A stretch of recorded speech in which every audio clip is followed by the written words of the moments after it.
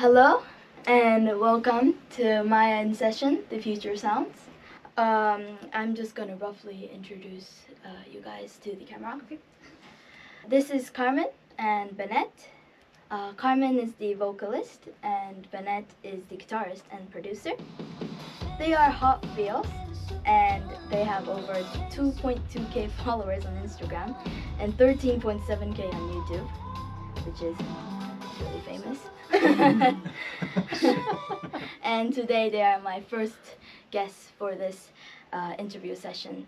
I have some questions to ask you guys. Great. So the first question is, when did you guys start music, like individually? I have been singing since I was a very little girl. I don't remember a time when I wasn't singing, so I've been doing music my whole life. Same for me. Very, very young, playing guitar and singing at a really young age and making music just slightly after that. And how did you guys meet and why did you guys choose to do music together? You want to start? Yeah, so I was running a studio in our hometown and a good friend of both of ours was trying to introduce us to each other because she thought we'd be a good fit musically. This one was very hesitant and did not want to come to my studio because where we're from, there's not a lot of going on musically. Yeah. So she was like, no way someone is good here. That would work for me. And her producer in Germany, which if you want to take over from that point. Yeah, I was working with a producer in Germany, and it was in 2020 when the world shut down, so I couldn't work with him anymore because of COVID. I couldn't get to him for a long time, so I was stuck in my hometown, and my friend kept saying, you have to meet this guy, you have to meet this guy. And I was like, no, and then COVID happened, and I was like, okay, I guess I'll give him a try. And we did one session together, and it was very obvious that we were a really good fit, both musically and creatively. Well, wait a second. The first one was pretty rough. Actually, both of us, she gave me a bunch of references to songs that sounded nothing like what she wanted to do. So everything I created was completely not what she was going for. That's true. The second session we had, we came up with something that was the first song on our first album together. So after that, we were like, whoa, neither of us had ever made something that cool before. But at that time, I was just hiring him, or I thought I was just hiring him to be my producer. And then he kind of... I bamboozled her. He wormed his way in, and he was like, actually, I think it'd be cool if we did this together. So after, I don't know, probably 12, 14 songs. It was in the middle somewhere. Yeah, I'm not In sure. there. Somewhere in the middle, we decided, I think we want to be more than just him working as my producer. We want him to sing and produce and play and have this be a 50-50 partnership. So you guys just clicked. Yeah. Yeah. Pretty quick. That's an amazing story. Thank you. I watched some of your music videos. Pain is super fun.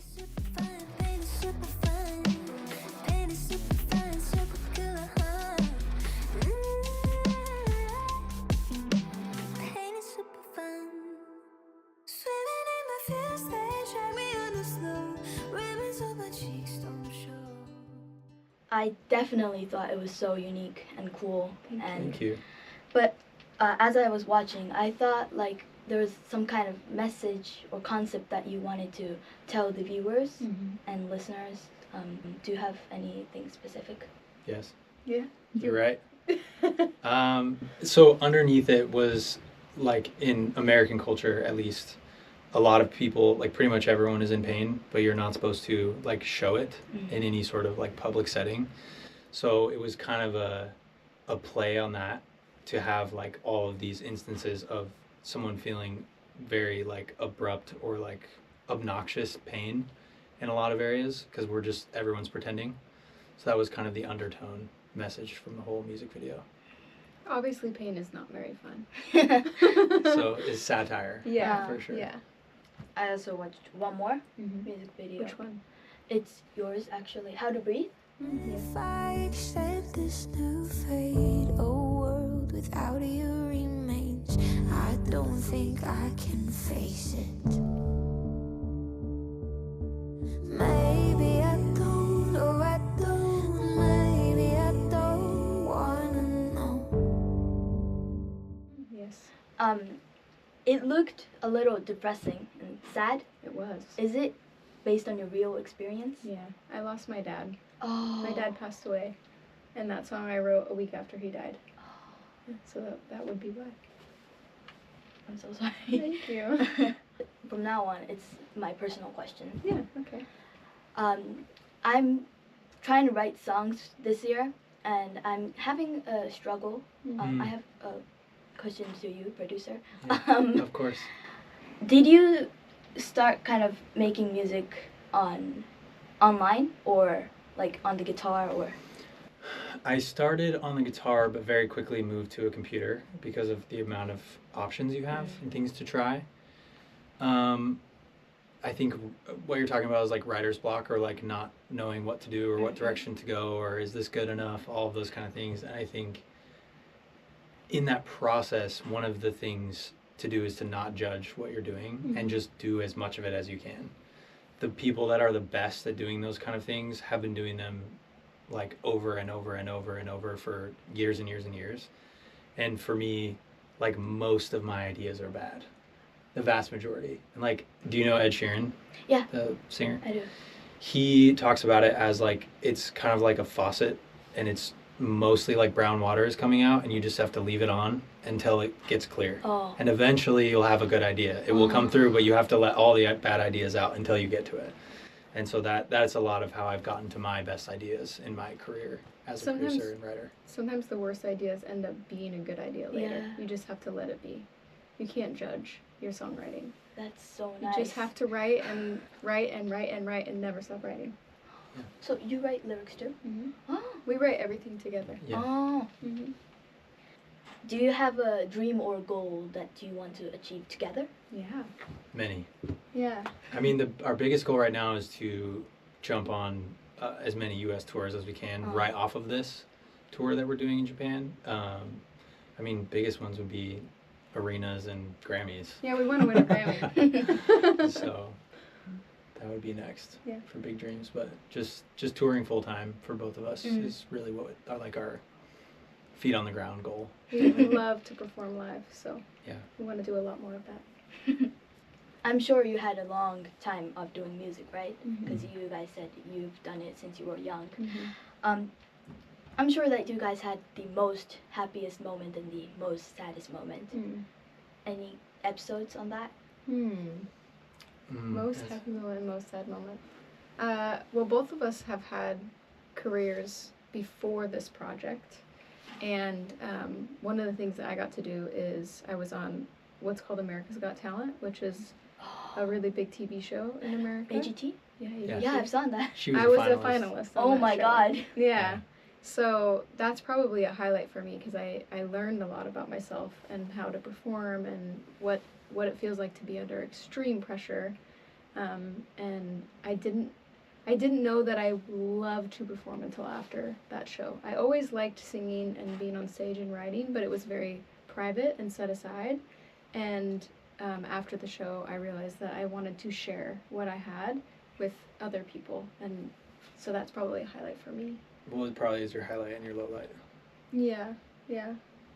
Because you climb so high, and then afterwards you have to figure out what do I do next? How do I figure this out? Like after college. Yeah.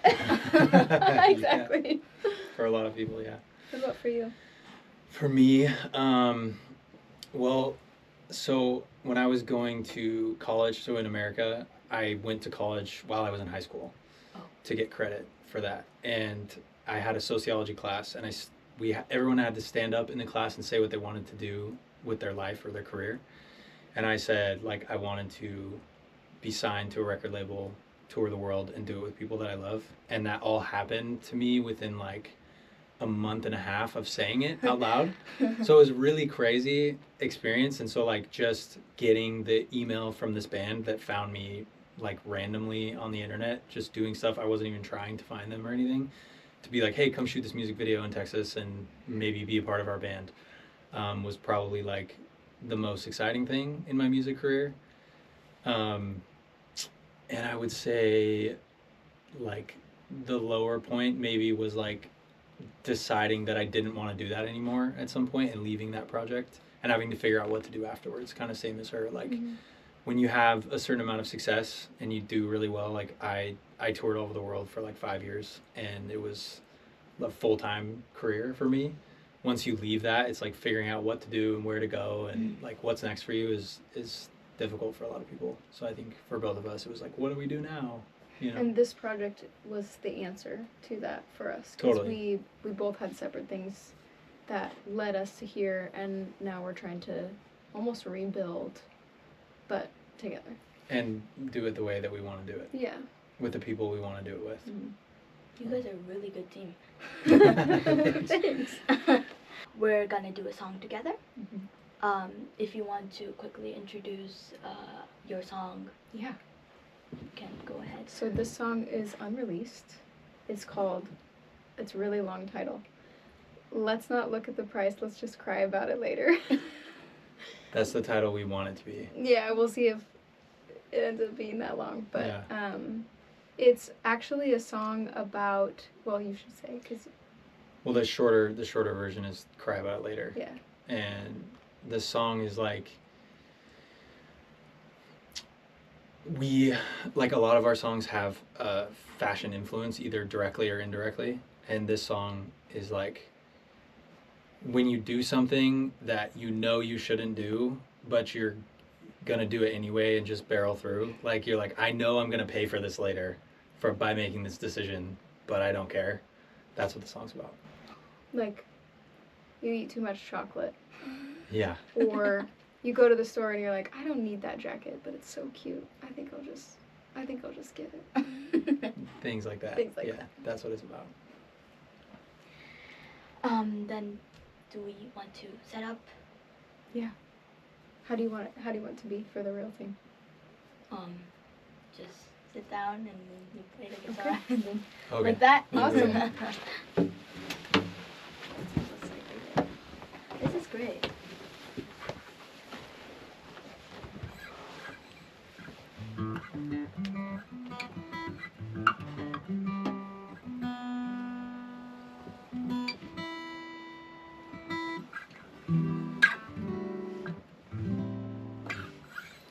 Ready? 2, 3, 4.